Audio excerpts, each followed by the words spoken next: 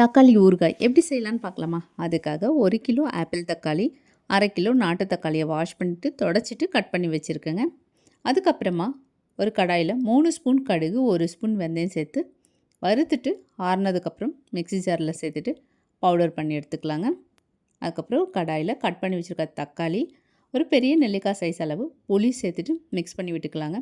இந்த ஊறுகாய் ஒன்று இருந்தால் போதுங்க, இட்லி, தோசை, சப்பாத்தி, பூரி, தயிர் சாதம், அதுக்கப்புறமா ஒயிட் ரைஸ் இருந்தால் போதுங்க. சூடான ஒயிட் ரைஸில் இதை மிக்ஸ் பண்ணிவிட்டு லஞ்ச் பாக்ஸ் கூட கொடுக்கலாங்க. தேவையான அளவு மிளகாய்த்தூள், தேவையான அளவு உப்பு சேர்த்துட்டு மிக்ஸ் பண்ணி விட்டுக்கலாங்க.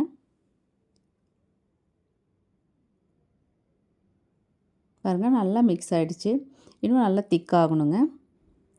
அதுக்கப்புறமா நம்ம பவுடர் பண்ணி வச்சுருக்கோம் இல்லையா, கடுகு, வெந்தயம், அந்த பவுடர் 2 ஸ்பூன் சேர்த்துக்கிறேங்க. சேர்த்துட்டு மிக்ஸ் பண்ணி விட்டுக்கலாம்.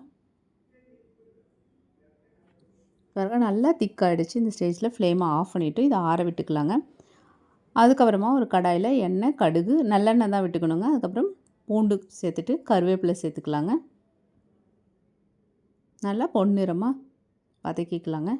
இப்போ இந்த பூண்டை நான் தனியாக எடுத்து வச்சுக்கிறேன். அதுக்கப்புறமா இதை ஆறிடுச்சுங்க. இதை மிக்ஸி ஜாரில் சேர்த்துட்டு அரைச்சிக்கலாங்க. அதே கடாயில் அரைச்சதை சேர்த்துட்டு பூண்டு, எண்ணெய் காஞ்சிருக்கும், அதையும் சேர்த்துட்டு மிக்ஸ் பண்ணி விட்டோன்னா நம்மளோட சுவையான தக்காளி ஊறுகாய் ரெடி ஆகிடுச்சு. கண்டிப்பாக இந்த வீடியோ உங்களுக்கு பிடிச்சிருக்குன்னு நினைக்கிறேன். பிடிச்சிருந்தால் லைக் பண்ணுங்கள், ஷேர் பண்ணுங்கள், சப்ஸ்கிரைப் பண்ணுங்கள். கூடவே மறக்காமல் பெல் ஐக்கனை ப்ரெஸ் பண்ணுங்கள். தேங்க்யூ.